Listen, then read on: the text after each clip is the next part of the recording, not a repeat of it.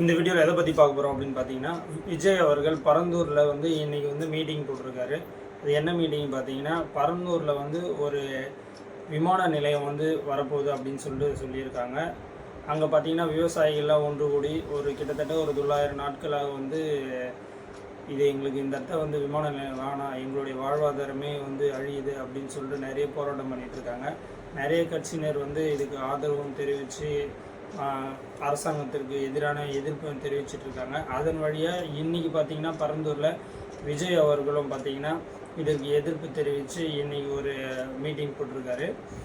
இந்த மீட்டிங்கில் தான் என்ன பேச போகிறாரு, என்ன பேசிகிட்டு இருக்காரு, என்ன பேசினார் அப்படின்றத பற்றி தான் இந்த வீடியோவில் நம்ம பார்க்க போகிறோம். எல்லாருக்கும் வணக்கம்.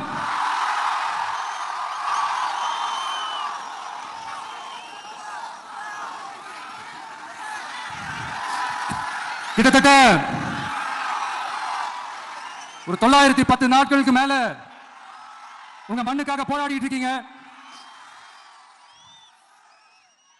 உங்க போராட்டத்தை பத்தி ராகுல்னு ஒரு பையன், சின்ன பையன் பேசுனது நான் கேட்டேன். அந்த குழந்தையோட பேச்சு மனசு ஏதோ செஞ்சிருச்சு. உடனே உங்க எல்லாரையும் பார்க்கணும்னு தோணுச்சு, உங்க எல்லாரையும் கூட பேசி ஆகணும்னு தோணுச்சு, உங்க எல்லாரும் கூட நான் நிப்பேன், தொடர்ந்து நிப்பேன் சொல்லணும்னு தோணுச்சு. ஒவ்வொரு வீட்டுக்கும் ரொம்ப முக்கியமானவங்க அந்த வீட்டில் இருக்கிற பெரியவங்க தான். அதே மாதிரி தான் நம்ம நாட்டுக்கு ரொம்ப முக்கியமானவங்க உங்களை மாதிரி விவசாயிங்க தான்.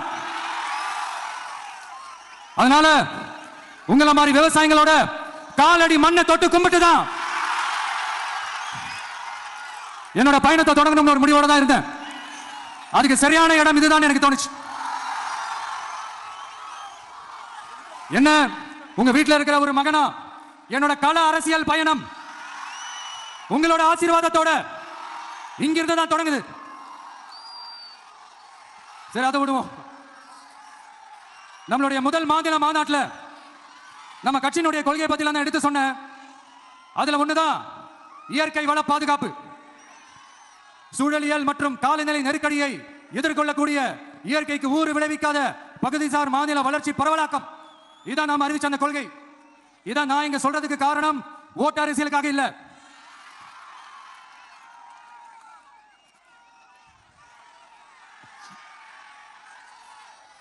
இன்னொரு தீர்மானம் அதே மாநில மாநாட்டில் நான் சொன்னேன். அது வந்து விவசாய நிலங்கள் பாதுகாப்பு கொள்கை தீர்மானம். அதுல காஞ்சிபுரம் மாவட்டம் பரந்தூரில் 1000க்கும் மேற்பட்ட ஏக்கர் பரப்பளவில் 13 நீர்நிலைகளை அழிச்சு சென்னை நிரந்தரமாக வெள்ளக்காடாக்கும் திட்டத்தை ஒன்றிய மாநில அரசுகள் கைவிட வேண்டும் வலியுறுத்தின. அது மட்டும் இல்லாம இந்த மண்ணுக்காகவும் மக்களுக்காகவும் நம்ம விவசாயிகள் பாதிக்கிற இந்த திட்டத்துக்கு எதிராக சட்ட போராட்டம் நடத்தவும் தயங்க மாட்டோம்னு சொல்லியிருந்தோம்.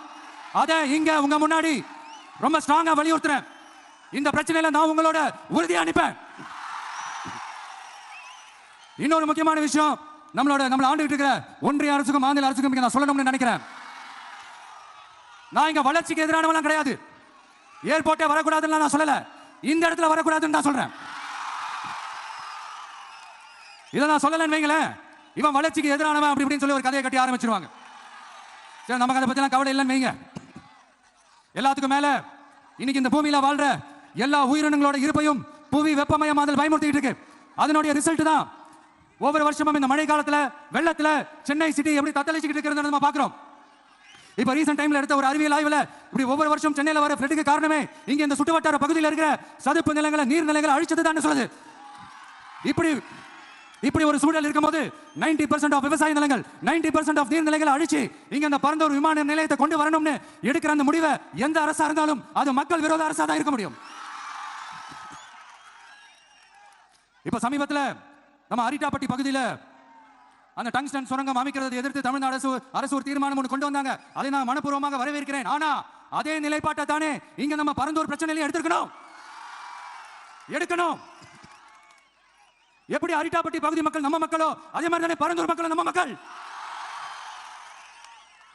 அப்படித்தானே ஒரு அரசாங்கம் யோசிக்கணும். ஆனா அப்படி செய்யலையே. ஏன் செய்யல? ஏன்னா இந்த விமான நிலையத்தையும் தாண்டி இந்த திட்டத்தில் அவங்களுக்கு ஏதோ ஒரு லாபம் இருக்குது. அதை நம்ம மக்கள் தெளிவா புரிஞ்சு வச்சிருக்கிறாங்க. நம்மளுடைய ஆட்சியாளர்களுக்கு ஒரு சில கேள்விகள். நீங்க எதிர்கட்சியா இருக்கும் போது 8 வழிச்சாலையை எதிர்த்தீங்க, அந்த காட்டுப்பள்ளி துறைமுகத்தை எடுத்தீங்க, அதே தானே இங்கேயும் அதே நிலைப்பாடு தானே இங்கே எடுக்கணும். அது எப்படி நீங்க எதிர்கட்சியா இருக்கும் போது விவசாயிகளுக்கு ஆதரவு, ஆளுங்கட்சியா இருக்கும் போது விவசாயிகளுக்கு எதிர்ப்பா? எனக்கு புரியலையே.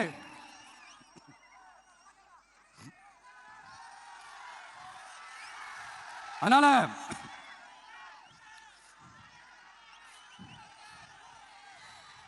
இனிமேலும் சொல்றேன், உங்க நாடகத்தெல்லாம் பார்த்துக்கிட்டு மக்கள் சும்மா இருக்க மாட்டாங்க. நீங்க உங்களோட வசதிக்காக அவங்களோட நிக்கிறதும் அவங்களோட நிக்காம இருக்கிறதும், நாடகம் ஆடுறதும் நாடகம் ஆடாம இருக்கிறதும், அது சரி. நம்புற மாதிரியே நாடகம் ஆடுறதுல தான் நீங்க கில்லாடிங்களாச்சு. அதையும் மீறி நம்ம விவசாயிங்க உங்க போராட்டத்துக்கு எதிராக போராடினாங்கன்னா பிரச்சனை தான். அதனால இனிமேல் உங்க நாடகத்தை பார்த்துட்டு மக்கள் சும்மா இருக்க மாட்டாங்க. உங்களோட இந்த விமான நிலையத்துக்காக நீங்க ஆய்வு செஞ்ச இடத்தை மறு ஆய்வு செய்யணும்னு ஒன்றிய அரசுக்கும் மாநில அரசுக்கும் நான் கேட்டுக்கிறேன். விவசாய நிலங்கள் இல்லாத இந்த பாதிப்புகள் குறைவா இருக்கிற இடங்களா பார்த்து உங்களுடைய விமான நிலையத்தை கொண்டு வாங்க.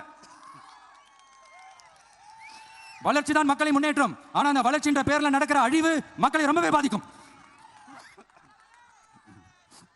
நீங்க எல்லாரும் உங்களுடைய ஊர் கிராம தேவதைகளான கொல்லமெட்டால் அம்மன் மேலையும்